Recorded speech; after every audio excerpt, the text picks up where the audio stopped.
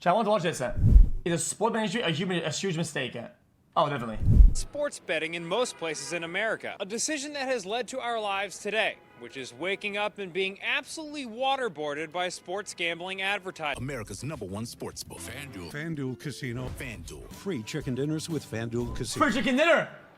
By gambling advertising. BetMGM Sportsbook. BetMGM. BetMGM. What do you want from your sportsbook? Please help me. Helmet catch. Stop Max guessing the win. helmet catch. Isn't the Caesars Anytime Max Sportsbook win. app with Caesars rewards where the more you play, the more stuff you earn? 16 and they leg have fast parlay, payouts because 42 Caesar is the mil. man? Yes! My God, Max we win. even got the Tennessee Kardashians. Sports betting has become increasingly normalized in America over the last 6 years. But critics wonder if beneath the legal gambling industry's rise looms a public health crisis of unknown proportions.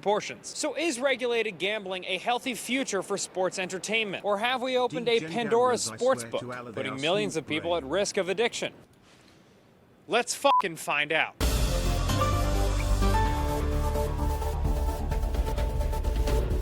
Today, online sports betting is legal in 29 states and the freely associated island nation of Washington, D.C., with more states on the way. And with how quickly sports betting has become ubiquitous in American culture, it's easy to forget that gambling can actually kind of be bad for you. We've now been able to show over the last 25, 30 years that when people who gamble, the same parts of the brain are being activated as if I were taking alcohol, tobacco, cocaine, or cannabis. Dr. Tim Fong is the co-director of the UCLA Gambling Studies Program and a clinical professor of psychiatry. It impacts sleep, it impacts mood, it impacts finances, it impacts relationships.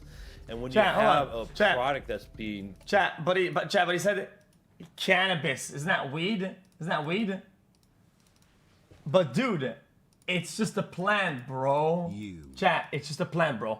Come on, bro. Given out and regulated by the government. Come on, brother. It's got to be regulated and it's got to be understood. In 2013, the American Psychological Association officially classified gambling as an addiction. Meanwhile, since its 2018 legalization, sports betting has generated a gangbusters amount of economic activity in the U.S. $220 billion in bets were placed in just the first 5 years it was legal. There are now over 16 million average monthly users of the most popular sports betting apps. And next year, online sports betting revenue is expected to approach $12 billion. But to understand this growth trajectory, we gotta talk about something called daily fantasy sports. Daily fantasy is an online version of fantasy sports, and according to my wife, a terrible reason to have my phone out during our kid's baptism. Fantasy is when you pick a bunch of real players, assemble a fake team out of them, and keep track of their stats. But around 2010, a new turbocharged version of fantasy came onto the scene, where you could set new lineups as often as every day, play in apps on your phone, and crucially,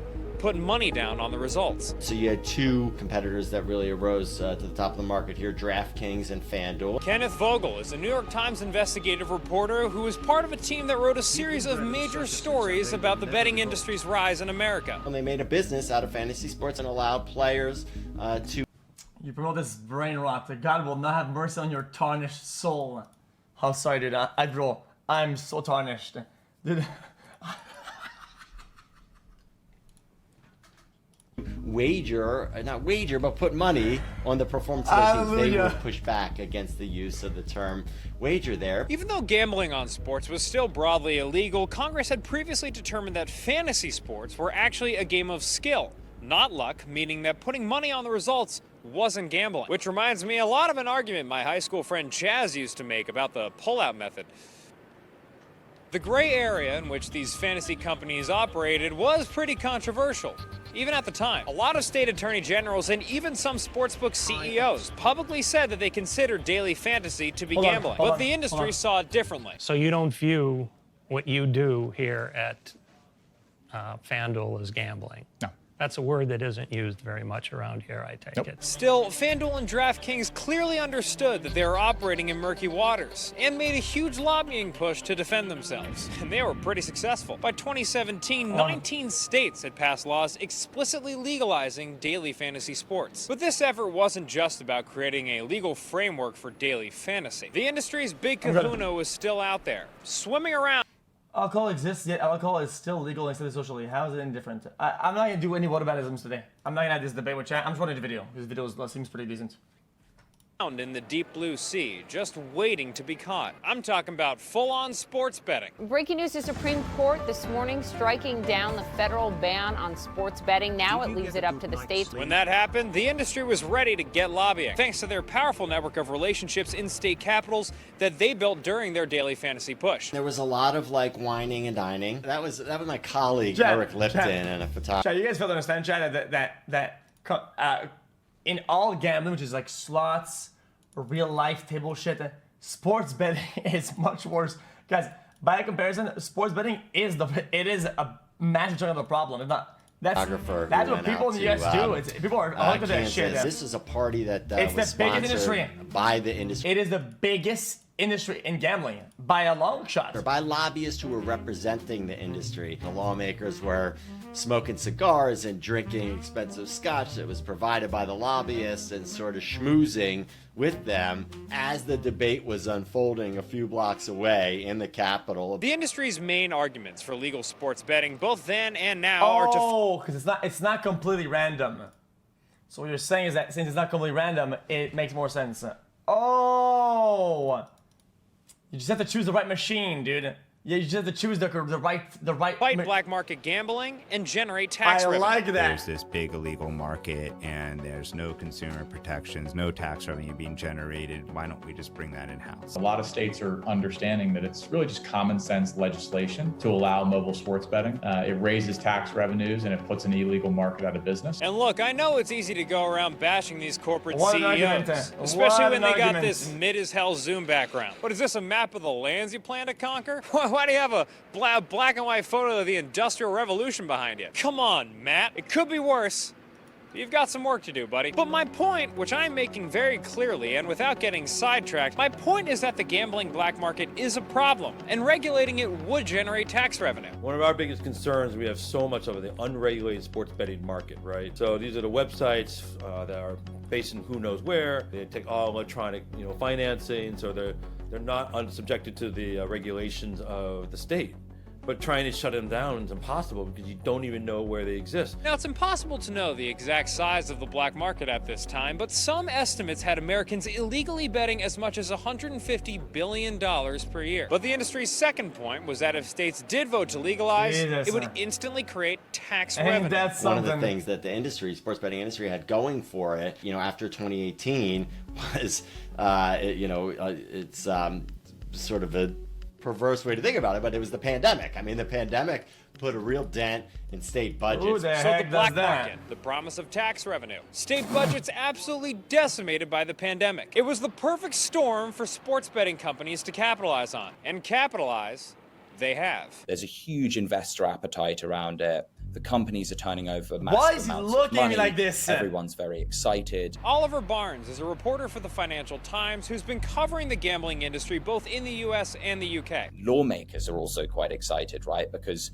you're sitting in a state that's yet to legalize sports betting. You have a whole load of tax revenues you can just switch on there overnight. But in reality, many states who have voted to legalize have seen less tax revenue than expected. The industry, the sports betting companies and the gambling trade groups push for lower tax rates. While lobbying for legalization in states like Kansas, the industry argued that the best way for states to maximize their tax revenue would actually be to tax betting companies less because it would create an easier market for the companies to operate in. Okay, whatever you say, Mr. Businessman. All right. Well, that sounds ridiculous.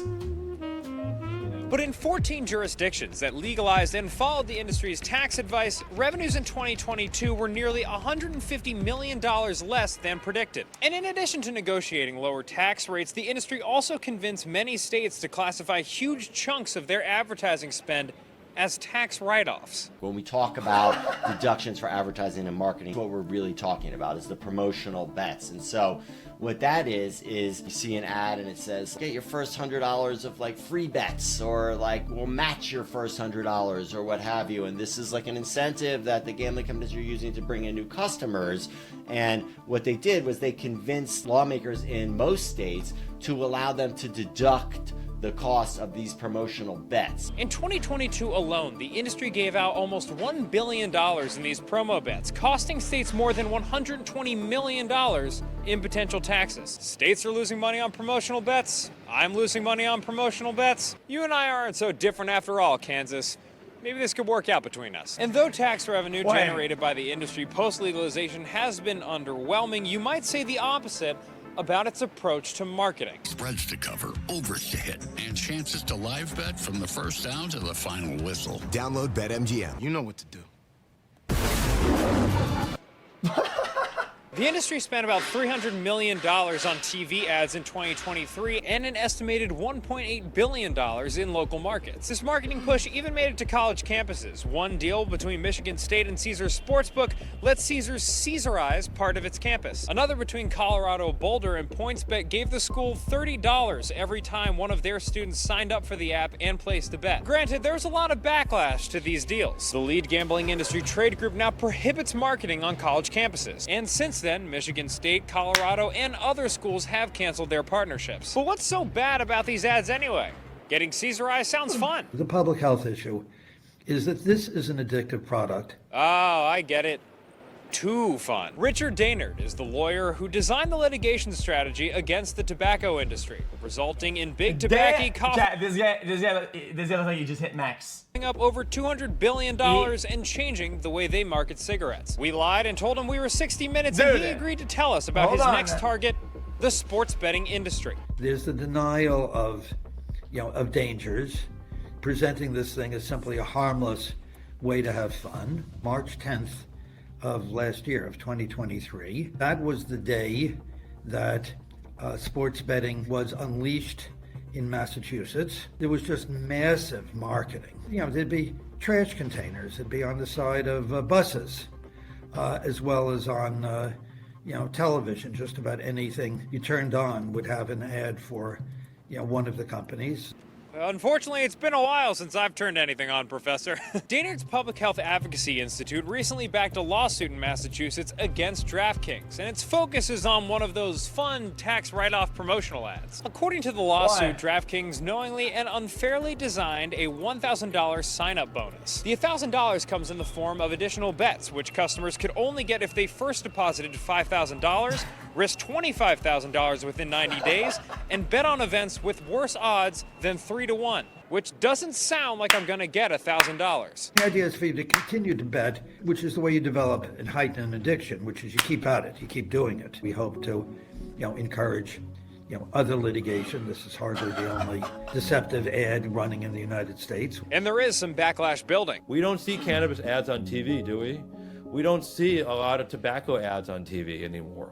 And all that has an impact on what people think and feel about that product, right? When you look at the gambling ads right now, they're all 120% positive. Regulators in Ohio doled out almost $1 million in fines last year to betting companies for advertising that customers could make free bets. Massachusetts and other states have moved to legally ban advertising on college campuses. And all the way up there in Maine, lawmakers propose banning cartoon characters, celebrities, athletes, and entertainers from being able to appear in ads. Which might sound extreme to us here in America, but is actually very similar to the way that lots of other countries regulate gambling advertising. In the UK, there's like a whistle-to-whistle ban on football matches. You can't advertise like during a football match in terms of like TV commercials. Because of the advertising environment where you're bombarded with ads, it's very difficult to kind of escape that habit of like recurrently gambling. The UK has also banned gambling logos on the front of Premier League jerseys, and other regulators want to move even further. In Australia, gambling ads are banned during games between 5 a.m. and 8:30 p.m. In Belgium and the Netherlands have fully banned gambling advertising on TV, radio, newspapers, and in public spaces.